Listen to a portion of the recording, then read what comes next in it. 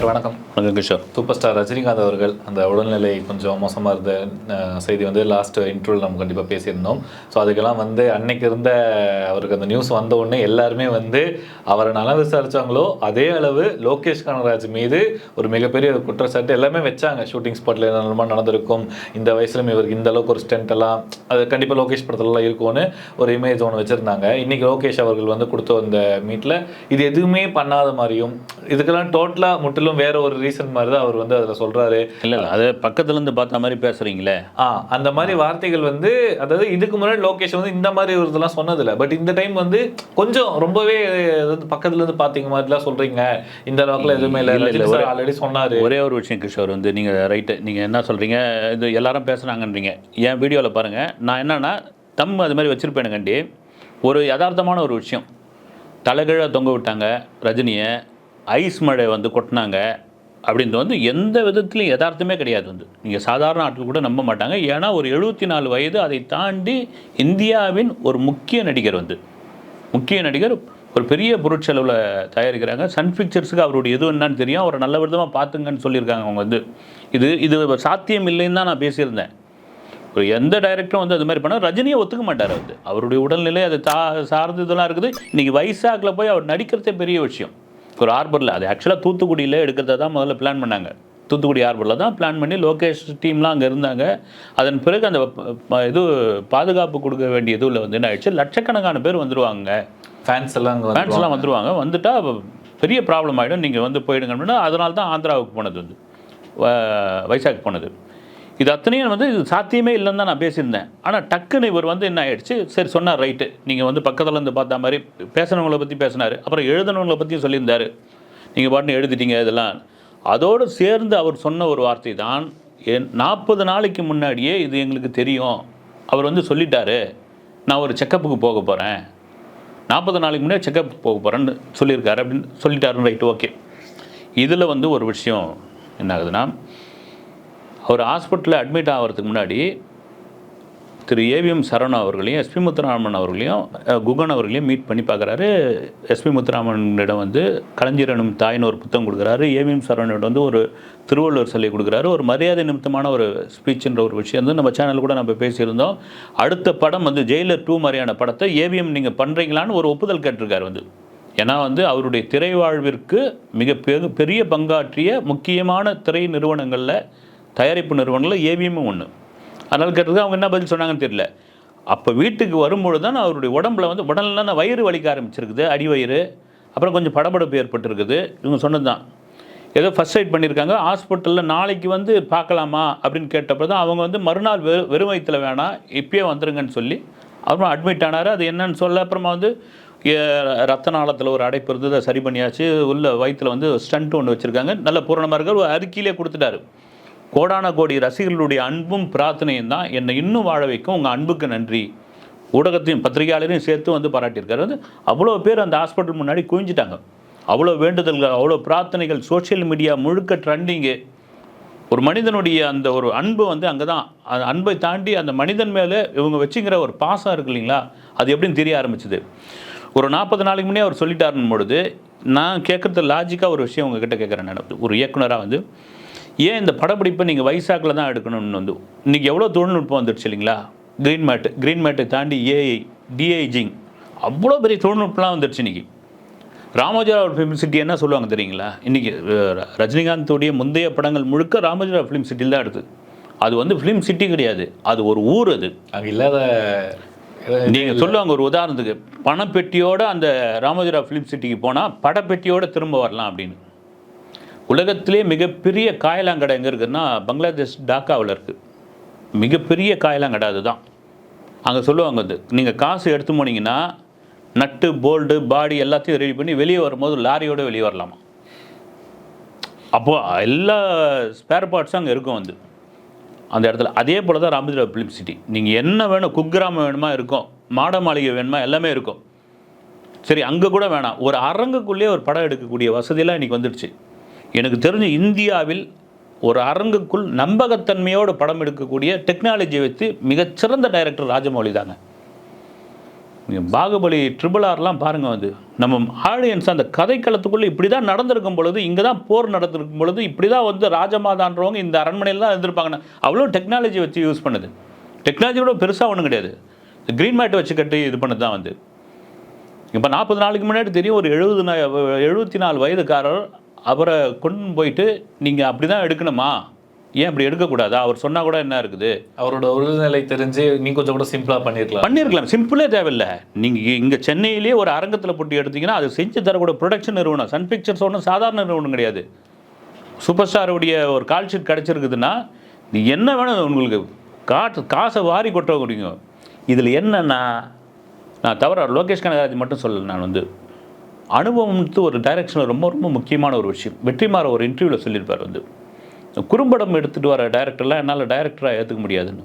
Cinema எக்ஸ்பிரஸில் பழைய இப்போ அந்த பத்திரிகை வரதில்லை, அது சில கண்டனம்லாம் வந்து நிறைய வரவேற்புலாம் இருந்தது. அவர் என்ன சொல்கிறாருன்னா, ஒரு இயக்குனரிடம் போயிட்டு நீங்கள் க்ரௌடு கிளியர் பண்ணி கண்டினியூட்டி பார்த்து கிளாப் போர்டு அடித்து அதுக்கப்புறம் சீன் பேப்பர் வாங்கி படித்து அசோசியேட் ஆகி கோ டைரக்டர் ஆகி அதன் பிறகு தாங்க நீங்கள் படம் பண்ணணும்னா அதுதாங்க முறைன்னு. அதுதான் இப்போ ஒரு டைரக்டர்கள் வந்து ப்ரொடக்ஷன் தெரிஞ்சிருக்கணும்னு வாங்க. அதில் எனக்கு தெரிஞ்சு இப்போ சமீபத்திய இயக்குனர் H. வினோத் பார்த்திபன் படம் நமிதா வச்சு ஒரு படம் எடுத்தார். என்ன படுது பார்த்திபனும் நமிதா, பச்சை குதிரை.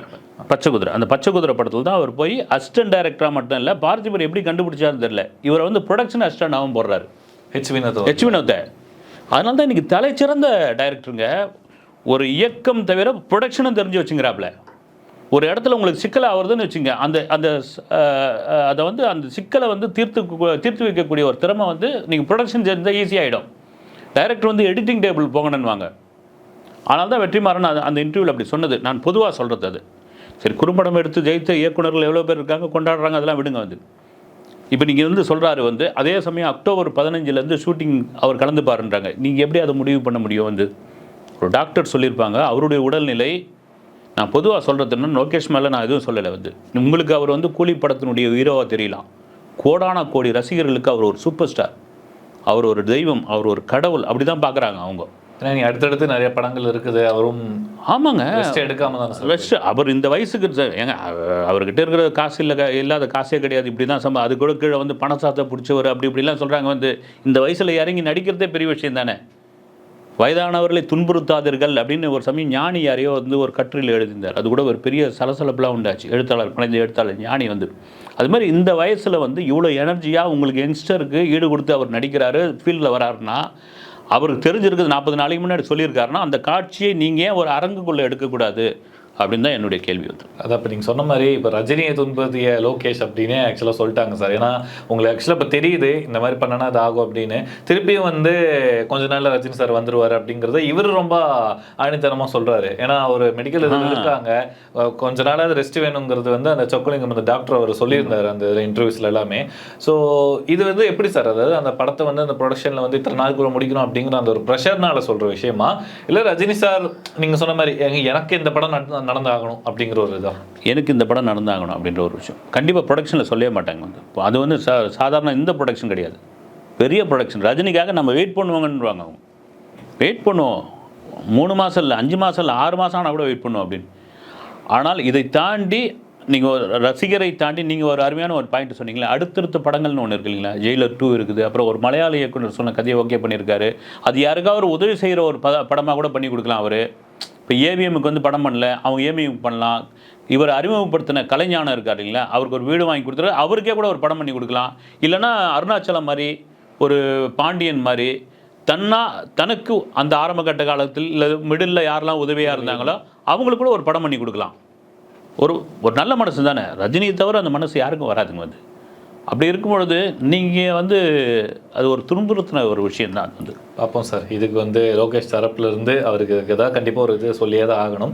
ஸோ கூலியோடைய நிலைமை இப்படி போயிட்டு இருக்கும் போது இந்த சைடு வேட்டையன் வந்து அந்த ட்ரெய்லருக்கு முன்னாடி தலைவருடைய ஸ்பீச் ஆகட்டும், அது ஒரு ஹைப்பை கிரியேட் பண்ணியிருந்தாலுமே இப்போ திடீர்னு ஒரு சில அது ரூமர்ஸா இல்லை உண்மையிலே என்ன ஒரு ஒஃபிஷியலான விஷயங்களான்னு தெரியல, கிட்டத்தட்ட வேட்டையன் ரிலீஸ் ஆகுமா அப்படிங்கிற ஒரு கேள்விக்குறி வந்திருக்கே சார். ஒரு நியூஸ் ஒன்று பார்த்தோம். ஸோ என்னதான் சார், ஏன்னா முதல்ல வந்து ஒருத்தர் ஒருத்தர் வழக்கு போட்டிருந்தார், பழனி அப்பனும், மதுரை உயர்நீதிமன்றத்தில்.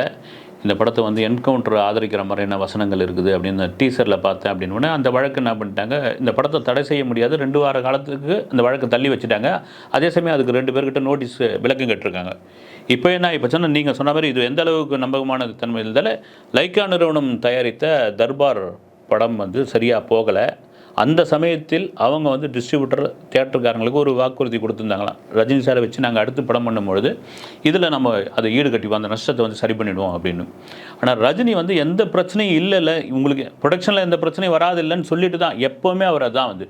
ஏன்னா இது மாதிரி நிறைய பிரச்சனைகளை அவர் சந்தித்து வந்திருக்காரு. பல பேருக்கான நஷ்டஈடுகள்லாம் அவர் கொடுத்துருக்காரு.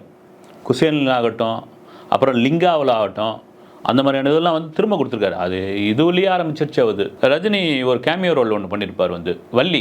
ஆமாம், வள்ளி படத்துலேயே ரஜினி வந்து தன்னால் யாரும் நஷ்டப்படக்கூடாது. அதனால தான் ஞானவேல்கிட்டே சொன்னது என்னென்னா, அப்போ உன்னுடைய சமூக நீதி, சமூக அரசியல் எல்லாம் ரைட்டு, இது எனக்கான படமாக இருக்கணும், டிஸ்ட்ரிபியூட்டர் நஷ்டப்படக்கூடாது, தேட்டருக்காரங்க நஷ்டப்படக்கூடாது. குறிப்பாக 120 ரூபாயிலிருந்து 190 ரூபாய் வரைக்கும் டிக்கெட் வாங்கி படம் பார்க்குற என்னுடைய ரசிகர்கள் எங்கும் ஏமாறக்கூடாதுன்னு சொன்னது தான். இப்போ தர்பார் பஞ்சாயத்தை மறுபடியும் கொண்டு வந்திருக்காங்க அப்படின்ற ஒரு தகவல் ஓடிக்கிட்டு இருக்கு. அது எந்த அளவுக்கு உண்மைன்னு தெரியல. அது சம்மந்தமாக கேட்கும் பொழுது யாரும் சரியான பதில் சொல்லலை. ஒருவேளை அதுக்காக நிற்காது, அப்படி ரொம்ப கிரிட்டிக்கலாக ஆச்சுன்னா ரஜினிகாந்தே ஒரு உறுதி ஒன்று கொடுப்பார் வந்து. இல்லது வந்து நிறுவனமே ஷார்ட் அவுட் பண்ணிவிடுவாங்க அதை. ஏன்னா அவங்க லைனப்லேயே நிறைய படங்கள், விடாமுயற்சி மாதிரியான படங்கள்லாம் இருக்குது. அதுக்கு அவங்க இப்போ ரிலீஸ் டேட் வேறு அவங்க ஆல்ரெடி ஏதாவது சொல்லிட்டாங்களா? நாங்கள் நாளையிலேருந்து புக்கிங்கும் ஸ்டார்ட் பண்ணுறாங்க தமிழ்நாட்டில். ப்ரீ புக்கிங் பார்த்திங்கன்னா வெளிநாட்டில் பட்டையை கிளப்பிக்கிட்டு இருக்குது. கிட்டத்தட்ட பார்த்திங்கன்னா 16 கோடி ரூபாய்க்கு அங்கே ரணகலம் பண்ணிக்கிட்டு இருக்கு வந்து. இதை வந்துடுச்சு அக்டோபர் 10ஆம் தேதி. ஒரு விஜயதசமி லீவை வந்து மிக சரியாக அந்த படம் பயன்படுத்திக்கணும். சரி, இதுதான் சரியான சந்தர்ப்பம் அப்படின்னு சொல்லி அந்த தர்பாருக்கான இதுவும் கேட்பாங்க. கண்டிப்பாக பேசி இது பண்ண மாட்டாங்க, பேசி ஒரு முடிவுக்கு வருவாங்க. ஏன்னா டிஸ்ட்ரிபியூட்டரும் தியேட்டருக்காரங்களும் இந்த படம் ரொம்ப முக்கியமான படம் வந்து. ஏன்னா வேட்டைன்னு ஒரு பெரிய எதிர்பார்ப்பில் இருக்குது. அது கண்டிப்பாக அந்த தேதியில் ரிலீஸ் ஆகிடும். கண்டிப்பாக சார், ஒரு பேச்சுவார்த்தை வந்து இந்த வேட்டையின் வந்து கண்டிப்பாக வராரு அப்படிங்கிறது வந்து கூடிய விரைவில் வந்துச்சுன்னா அதுவும் ரசிகர்களுக்கு சந்தோஷம் தான். அண்ட் நீங்கள் சொன்ன மாதிரி ஒரு 74 வயதிலும் தொடர்ந்து இனியும் அந்த குதிரை ஓடிக்கிட்டே தான் இருக்குது. ஸோ லோகேஷ் கனகராஜ் இந்த கூலி பிரச்சனை மாதிரி எத்தனை பிரச்சனைகள் சூழ்ந்தாலுமே அவர் ரசிகர்களுக்கு ட்ரீட் கொடுத்துட்டே தான் இருப்பார். அண்ட் இந்த ஒரு நேரத்தில் அவர் தான் ஹாஸ்பிட்டல்லேருந்து ரிட்டர்ன் வந்து ரசிகர்கள் எல்லாத்துக்குமே ஒரு நன்றி சொல்லியிருந்தாங்க. ரசிகர்கள் அதையும் வந்து ரொம்ப ஹாப்பியாக இருந்திருக்காங்க. பல விஷயங்கள் பகிர்ந்ததுக்கும் நேரம் கொடுத்ததுக்கும் நன்றி சார். வணக்கம்.